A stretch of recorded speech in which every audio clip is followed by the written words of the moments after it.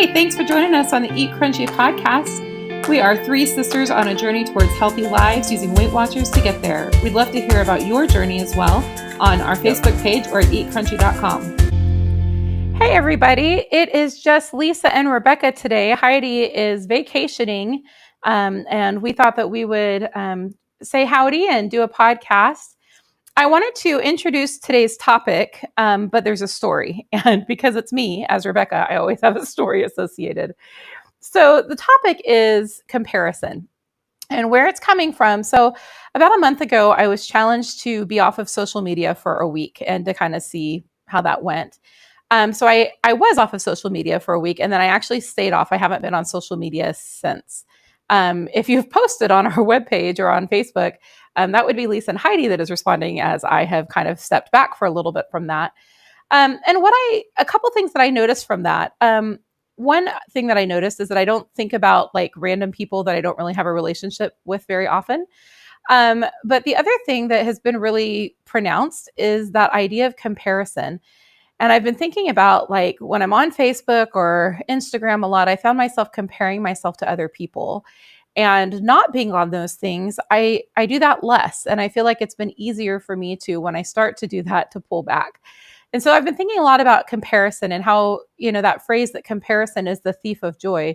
I really believe that's true. And so anyway, I wanted to just talk a little bit about that today and, have Lisa and I talk about it. And I'd really like y'all's thoughts on what role you find that comparison has for you, and maybe tricks or trades that you found help you to kind of stay in a healthier focus of mind. But Lisa, what are your thoughts on this?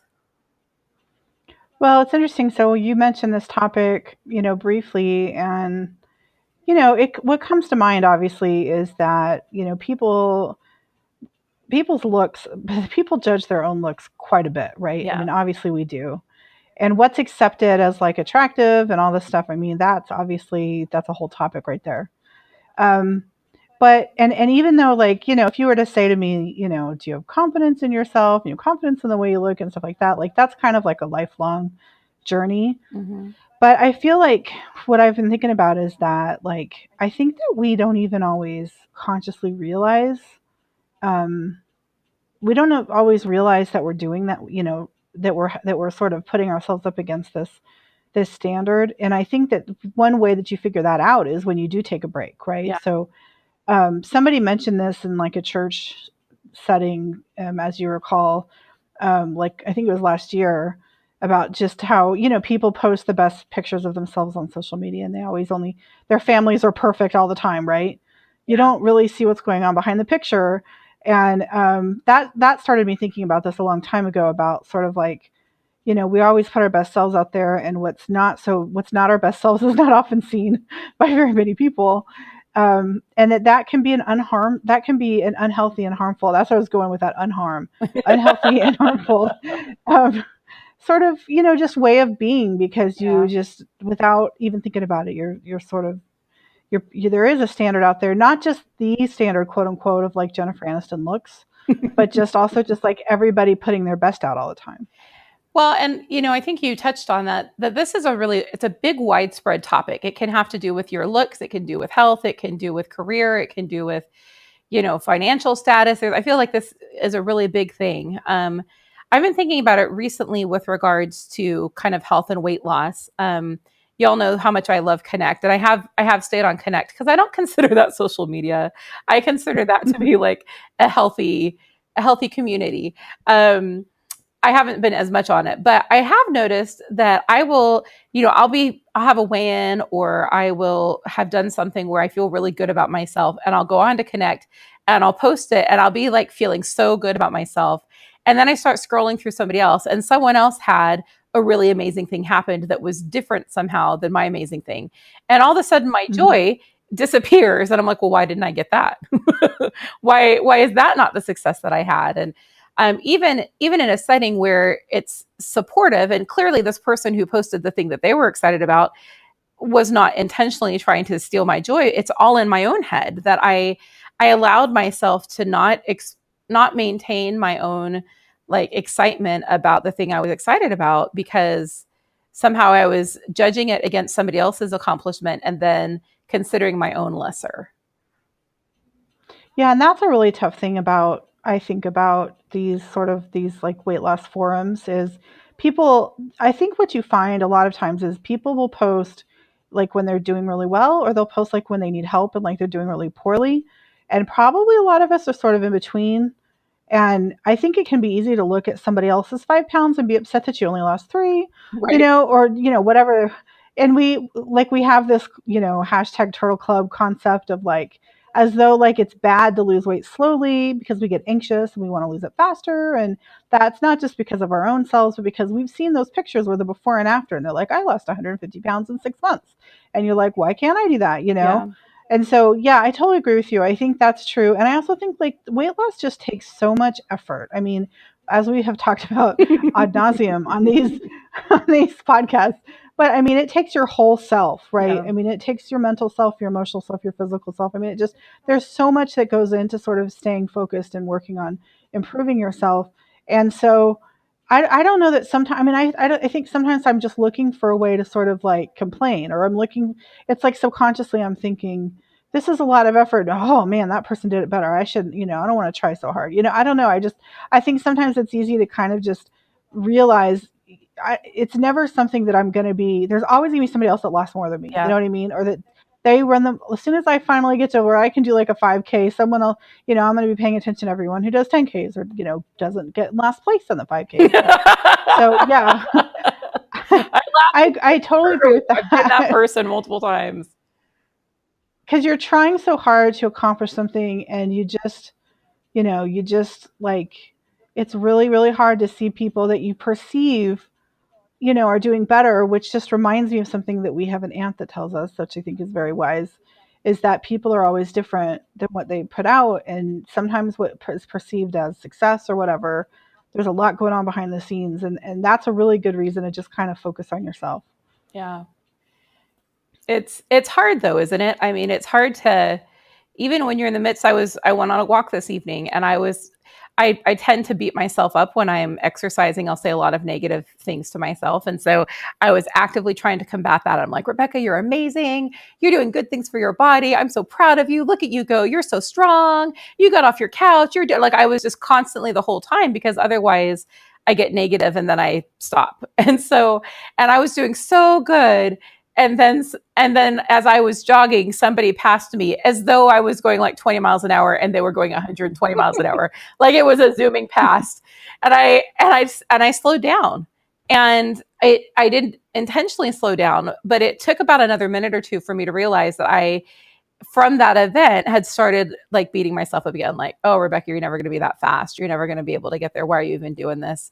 And then I started to think about, like, I've got all these other things I need to do tonight. I should just go home and do that. I mean, I'm really busy. I don't have time for this. And I had to be like, oh my gosh, like, stop, and it's ridiculous, but your mind is just so powerful. And so I think it's challenging to not compare. So I guess I'm curious, as we think about that, like, Lisa, I'm wondering if there are strategies that you found that help with that, or ways that you mentioned having like this quest for confidence, things that you are able to do that help you to have more confidence, or more, I don't know, being solid in your own progress. So I have to do, as a slight side note, the scene that you just Mm-hmm. described, for people that watch Frasier, it reminded me.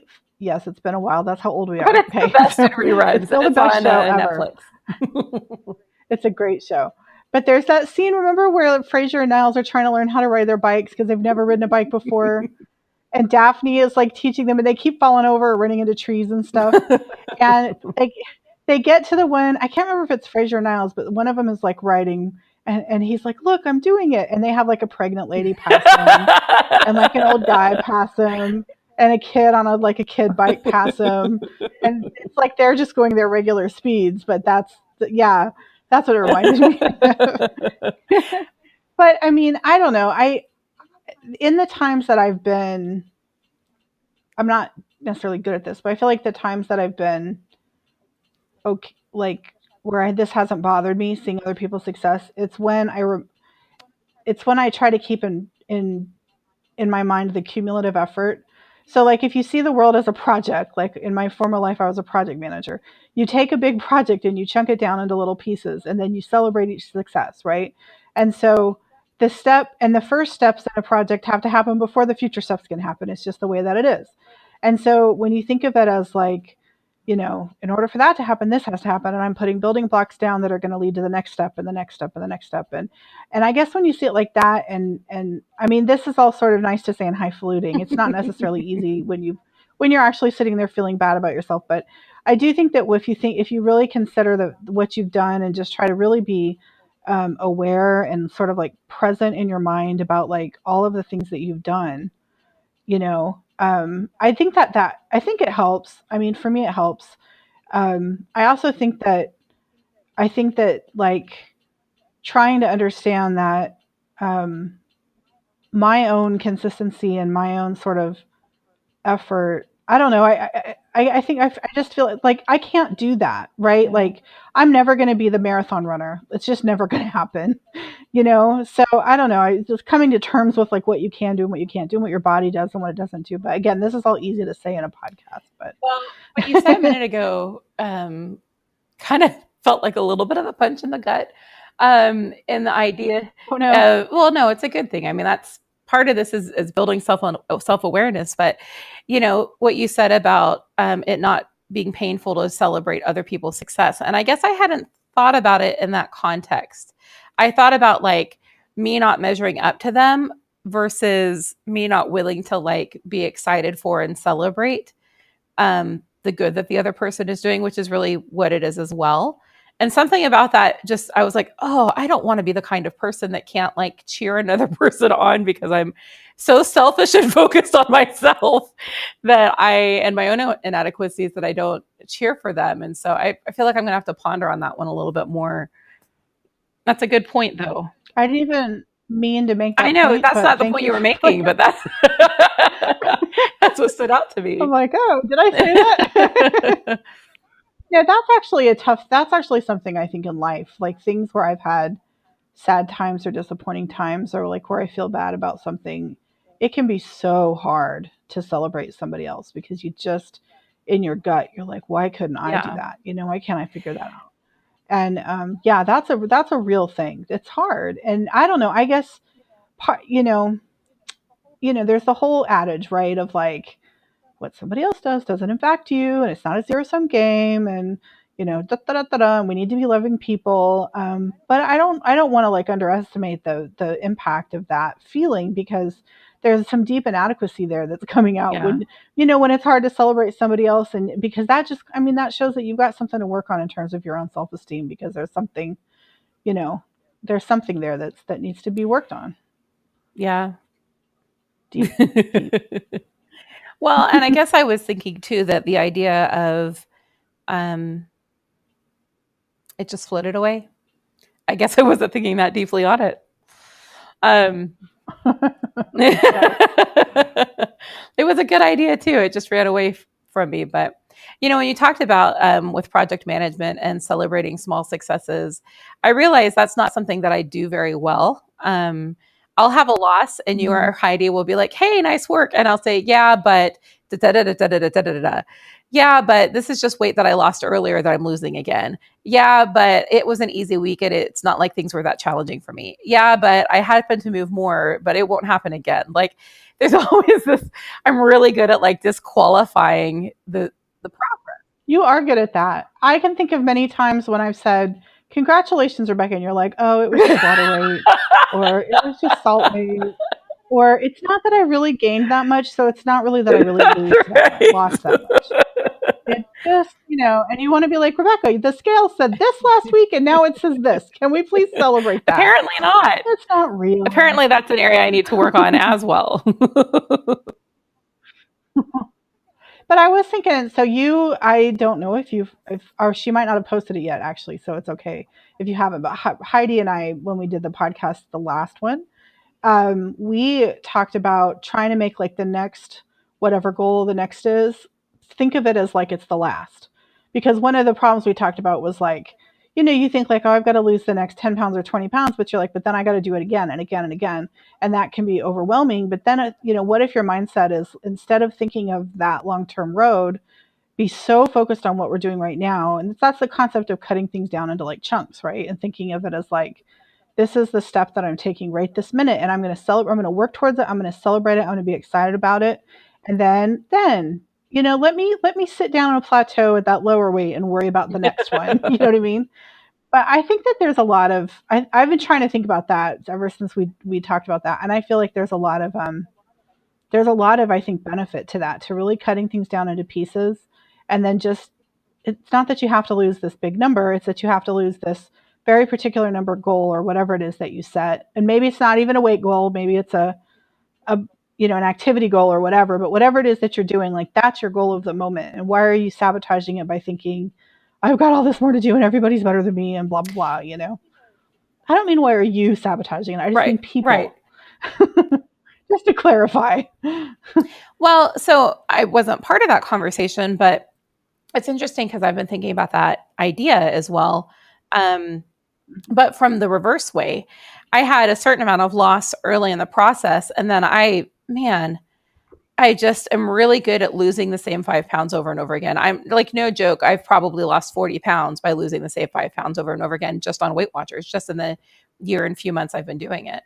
And so what I decided this last weekend, as I was, when I weighed in at a meeting, was I want to cut off my weight loss up to before. So instead of saying I started Weight Watchers when I was at this weight and I've lost this amount of weight, I want to start as of today. As of today, this is my weight and I have to go, so I stopped kind of like relying on the success that I had before, because it sounds great to say, oh, I lost 30 pounds or I lost 20 pounds or I lost 40 pounds.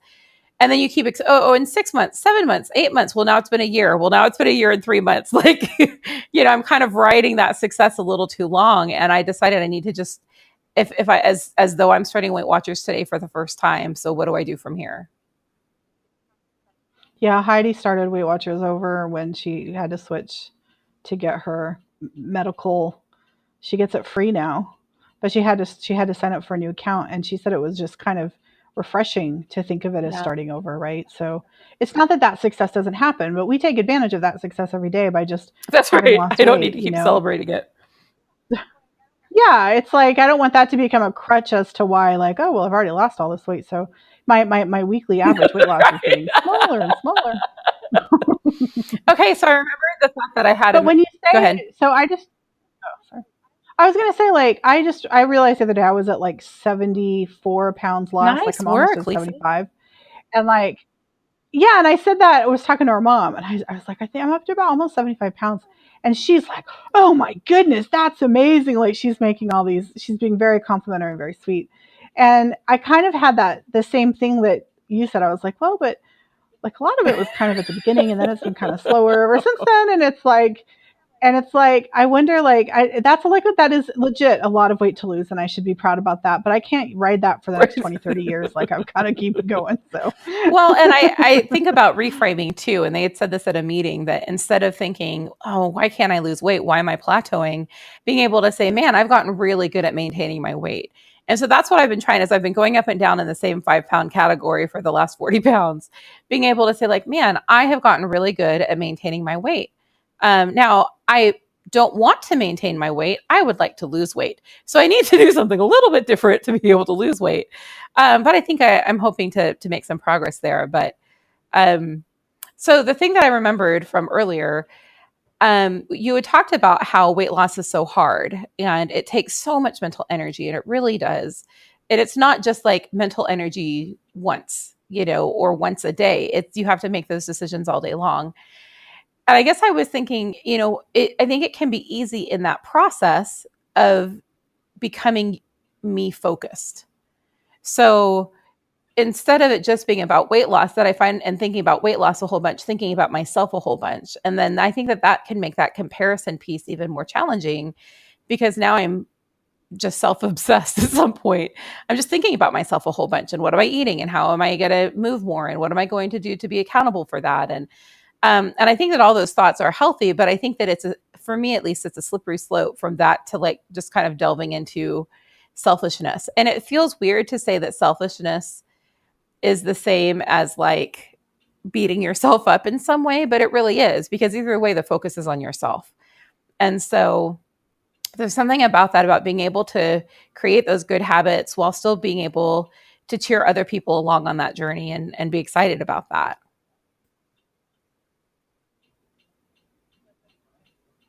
That's interesting. Well, and I feel like, I mean, that is interesting. I feel like the goal of my life is that these habits are so ingrained in me that I'm not thinking about it. Yeah.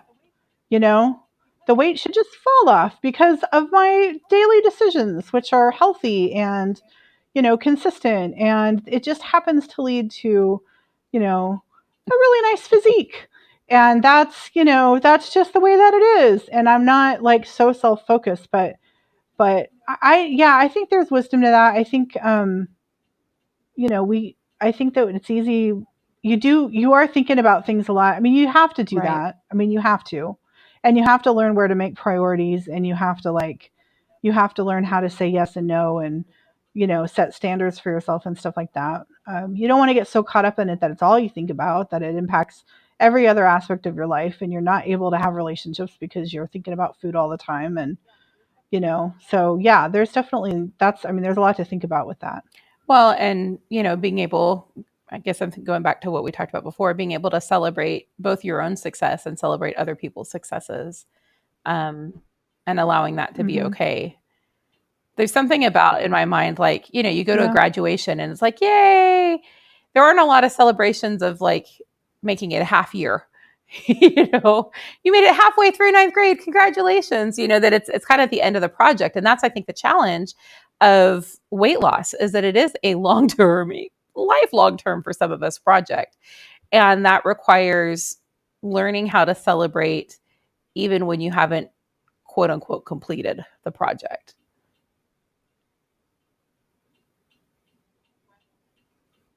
Right. And that gets into the whole, self-esteem where you're at, right? So, this acceptance of self. Um, it's like there's the balance between, I want to improve myself, but while I'm Yep. here, I'm happy with who I am.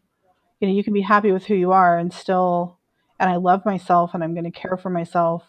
But that doesn't mean that you know, that doesn't mean that Yeah. I don't want to improve myself, but there's the balance. And so many people, and I just feel like this is so important, and I would love to talk about this more at some point, but some people, and I've felt this way about myself, you feel, and sometimes when you have, and I don't want to say just when you have a lot of weight to lose, because I think that women especially are so awful in how they judge their own bodies. But I feel like, that we allow our perceptions of ourselves, or how we think other people see us, or we allow that to just really, really grind on us. I mean, really be hurt. Yeah. We're hurtful to ourselves. We think that we're just, some women just have really, really, really bad self-esteem, and they just don't know how to. There's, it's like there's not. I don't know, the presence of mind or something to sort of realize that, having an improvement opportunity in weight loss does not make the woman that you are. So, I mean, I feel like there's, I don't know, this is an area it's so important because it leads to such depression and eating disorders and all this stuff. And I feel like I've been on the edge of that at different times in my life, where I wanted to do something more extreme, or I did try something more extreme, Right. because I wanted fast action. So, I mean, this is all in the hope of prolonging life, making ourselves happier, making ourselves be able to sort of have a more full life. This is not in the sense that, like, I am a worthless individual because I can't, Right. because I'm this particular And again, weight. you would never say or think those things about another person. They're thoughts that you just have about yourself. Never. I will say, so I think that things that I Yeah. am working on with this comparison piece now, I think having some awareness that it was more prevalent than I had been mindful of, is one, catching myself when it's happening, being able to, like when I was walking earlier, being able to notice when it was going on as quickly as I can, and then kind of rerouting my mind. I have a couple like phrases that are just my default healthy Rebecca phrases that I use. I can do hard things as one of those. Um, you're doing better than you would be if you're sitting on the couch. That's another one I think sometimes. Um, so I think What if I so am I feel sitting on like the that's couch? one thing. Another thing that I think is kind of ties into that is what you mentioned, Lisa, which is developing the behavior so that they're habits and not things I have to think about. Like, I never think about brushing my teeth in the morning. I don't like to brush my teeth, but I do it every single day, multiple times a day, even. I know, so impressive. Mhm. And so that's one thing that's been on my mind a lot lately, not just with food, but exercise and like scripture study and prayer and things that are important to me, is creating a way that these are building blocks where I'm not making a decision. Because if I have to make 17 million decisions every day that are healthy, I'm going to mess up a whole bunch. But if I can have all the big decisions already made and my body's just walking through them, I feel like the likelihood of success is greater, and my my brain's ability to kind of turn on itself a little bit and compare itself to other people, I think, will die away. Right. It, you know, 17 million. That's a lot of health decisions that you make every day. they say something like you have 70,000 thoughts in a day. And how many of those thoughts are negative, or how Oh, many of those wow. thoughts are about, health or food, or, 17 million is sure more than that. But still, I mean, it's a significant amount of thoughts. And how many of those thoughts, those 70,000 thoughts, are decisions that you make? Um, and if I could just make some of them ahead of time. Right. So anyway, like I said at the beginning of the podcast, I'm really interested, those of you that are listening, in what your experience has been. And do you find yourself comparing yourself to other people's, either fitness progress or weight loss progress? Or what do you do to kind of work through that in a way that has been helpful for you? And is this something that you've noticed that you've done? Is this something that now that we're talking about it, you're like, oh, snap, I do that too? I think I'd be really interested to hear kind of what your thoughts are on this. Lisa, any kind of final words as we wrap up today? Wow, that's a lot of pressure. I wasn't ready. Oh, I wasn't ready, but a good topic, Rebecca. And I think taking a break from at least some social media is good. Um, and recognizing, those comparisons and stuff like that. I think that's really important, and I think I'm going to try it. It's So been thanks good. for I'll the tell you, suggestion. I do like, to your point, I'd like to, because with our podcast and blog, and I'd like to get back involved in the social media with that, but I have to find a way to balance that. I don't want to get on like my Facebook page. I don't want to get on personal stuff. I want to do it with regards to this, but trying to think about like who the person I want Rebecca to be, and what steps am I taking to become that person. And I don't think spending a lot of time on Facebook is helping me become that person. And I don't think, comparing myself to other people's awesomeness is helping either, because I'm also awesome. I just sometimes am awesome in different ways. So anyway, well, that's what You're awesome, Rebecca. You don't no, have I to was, say but that you're awesome it's in okay different that it's ways. different. You're It's awesome the okay way that that you somebody are. else, like you mentioned earlier, it's okay that they run marathons and they're great. That's not my thing, but that can be really awesome for them. And the fact that I, for years, keep trying to lose weight, I think that's pretty stinking amazing, that I'm not giving up on this for the love forever journey. I'm going to celebrate that. So I'm willing to celebrate my successes. I'm just having to figure out how to do that. But anyway, thanks you guys so much for listening. We really appreciate your All support. right. Good luck on your awesome journey. You're fantastic too. Don't tell that noisy voice in your head to just shut up sometimes. Take a break. Go have a margarita while you have some positive thoughts in there. So anyway, we'll talk to you guys later. Bye.